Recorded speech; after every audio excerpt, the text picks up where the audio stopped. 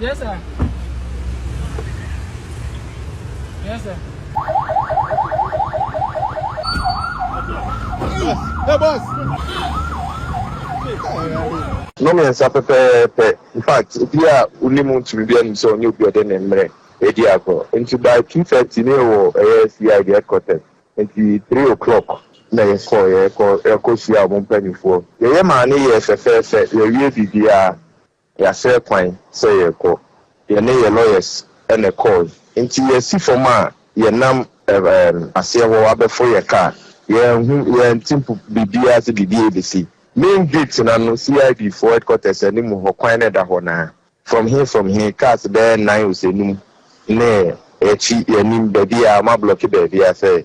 Monko mo amoma enti ya kan finfin na say omo yes na ye lawyer panyi lawyer and the apiaku be honorable no so ka ho to ye no ene enti ase no say there bi enya hwe ye ntwa so na ye mfa ka foforo na ye ni omachi nti na honorable and the apiaku bi ka e di eche nti mu wa na mimi si kofo me ka na honorable and the apiaku bi fo mo eso ka na penny for no back say also not na chairman Wontumi car in front no better na car in front nti ega idio machia na baby omde beba omde ba jumbi bedru ye no no so no omde ono ne pass ye bo tina they say you na you because we be this year we have to know what is really going on na you know idea try buy you buy no mde na ko asewa we don't know and mama ne lawyer nkwana akọ any party penifo no so abedu no general secretary ni national organizer organizer almost so by chi omo akọ asewa omo de omo ne no etwetwe enkomo nti na boni bia said the enim the omo political harassment. President Muhammad, this is not why we voted for you. Somebody honors an invitation from the CID and immediately he steps out with his lawyer. Then he's picked up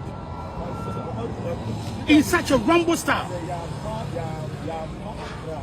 Look, trust me, we are not going to sit down. We are not going to allow this political intimidation, harassment to go on. Trust me.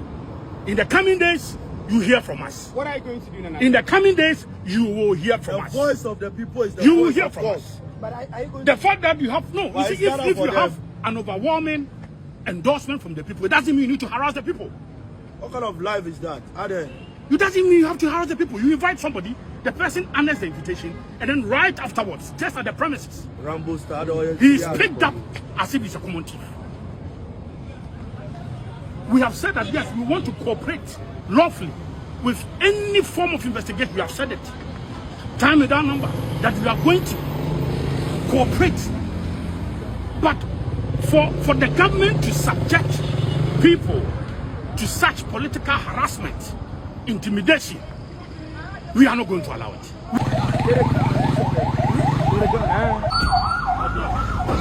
Hey, boss. Paul, Akwaba is saying, oh, Obi. Tesia the America trail said the EOCO or my nimono and you Obi and you Mommy and Casantiana and ya the papa and ya the papa na EOCO and ya the papa Obi Yan Casantia na assembly na Paul. This another sabim Andra the year Chama to me up police headquarters at here I'm Bisano or so now, it's a phone call. Chama Paul, me paso. Paul, I want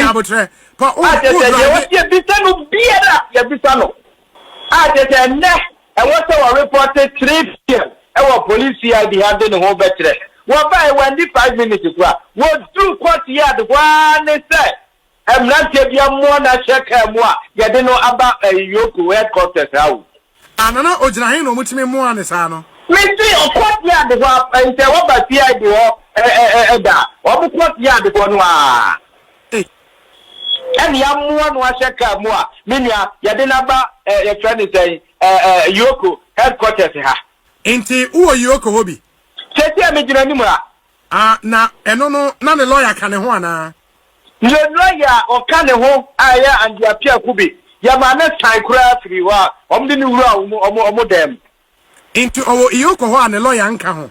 Yes, or EOCO ho ya ma the lawyer appear ababontia enche bia na General Secretary Justice report Kobia and na bi so aduru ha omo de omo wuram na aden obi na aden e dia na ekoto wo mai mu o mai abato ne ekoto ye na say ye coup d'etat ne ye coup d'etat ne ye na ani e di MPP for to prove na NDC for the omo se e janu se di fa so ti wo mo ani obi mun kata enne eye chama Wontumi enne eye chama Wontumi e bia na be ye mumubi yo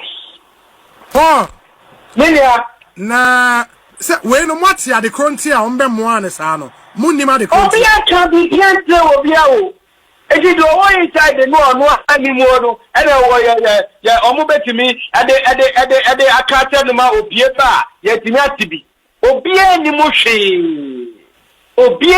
hwe na me problem ne say what has happened to the normal way of inviting people. Yenim say police dey no match okrata bet about Wontumi a ono omo appointment endra dey enti local for tena mo no appointment here what has happened to the normal way the krata o the phone call the dia be o e dey tin yentimi nyesa Don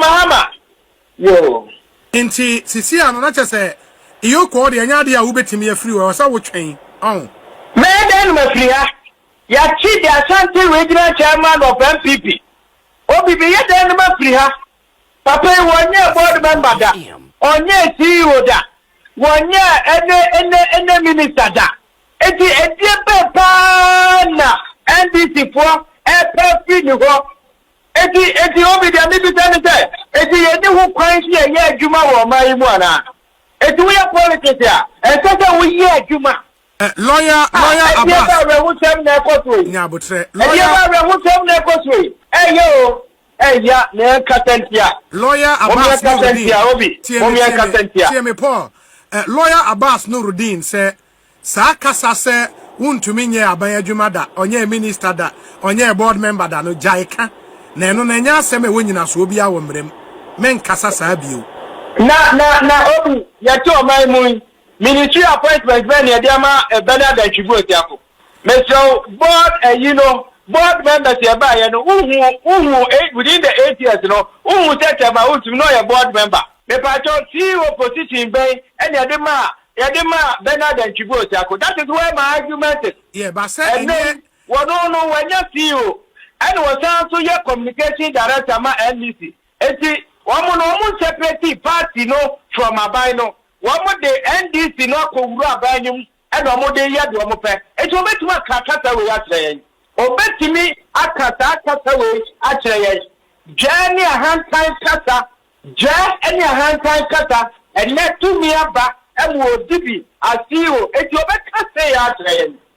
Yeah, but enye CEO anase minister nkwana we ya utimi nya aban amane say aban free say even as a private individual no why bibi a form oman ne mra oman utimi ni wudi enhia say we minister na say we CEO ansa meti atie but en chemo no a Nuruddin Abbas namu a wo kan teche ma Wontumi ya ma no Exim Bank loan say on kodua abro o ti atie na tikana bedi ni ho na wanya brofo no me pa cho de dikan no kura Exim Bank loan of 7 million Ghana cedi Nuruddin Abbas ne kura de na mo say $10 million but 7 million Ghana cedi ena ye de ko do afuo no e wo asram no nchen na de dikan sa afuo no Exim Bank for ena de bank a friend farm managers eba afuo na ye ho omo na employ farm managers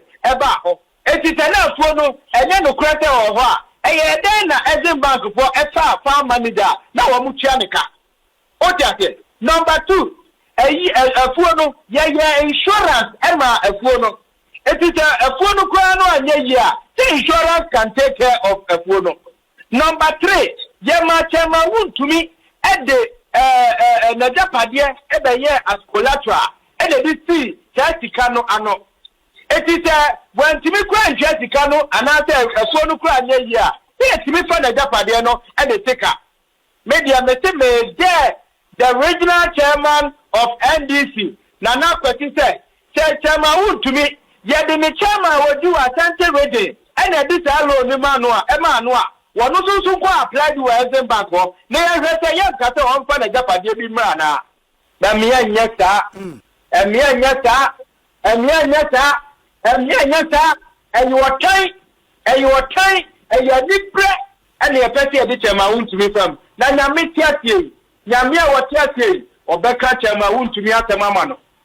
Na ene ya ne lawyer omoma ne sign a chi lawyer Godfrey Dameso eni ho meboa Only what it eh it is your wo inside ya ne lawyer anka ne hwi it my friend other lawyers so omomra na oh baby na tia omonam kwaso but justice before kodia or your lawyer yeah and na bi so a lawyer omotima wuram eti e hwese ometime aboa e wota akwan no.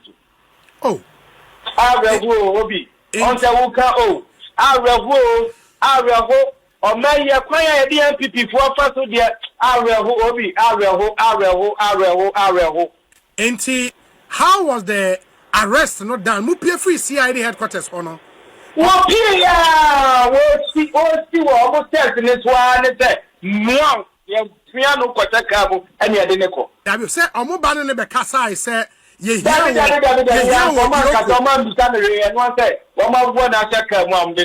Hey, say, can't be Jana baby, Johnny, you won the shame.